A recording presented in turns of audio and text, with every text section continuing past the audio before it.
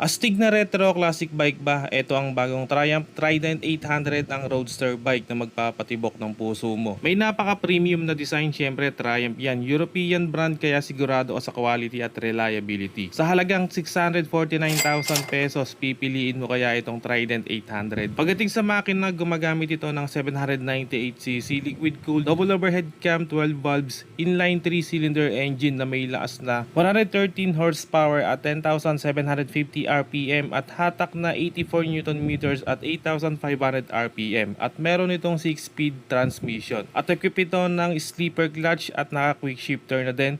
Pagdating sa gas consumption, kaya nitong maabot ang 22 kilometers per liter. Expect mo na yan sa laki ng makina nito. Pagdating sa fuel tank, meron itong 14 liters fuel capacity. Meron itong napaka-classy rounded shape na headlight at LED na lahat ng ilaw dito. Naka-TFT display na din with phone connectivity. Pagdating dito sa front suspension, naka-upside down fork from Showa. Sa brakes naman, naka-dual disc brake with 4 piston caliper dito sa front, at ang sukat ng gulong dito ay 120/70 rim 17. Napaka-seamless ng rear end, may pagka-sporty din, at separated din yung rear fender, which is dito din naka-attach ang signal lights. Naka-monoshock naman ang rear suspension, syempre naka-disc brake, at sa gulong dito sa likod ay may sukat na 180/55 rim 17. Top features na ino-offer, equip ito ng traction control system, may cruise control, 3 riding modes, navigation system, at naka-ride by wire na din. Pagdating sa seat height mga tol, may sukat itong 810mm at may bigat naman itong 198 kilograms.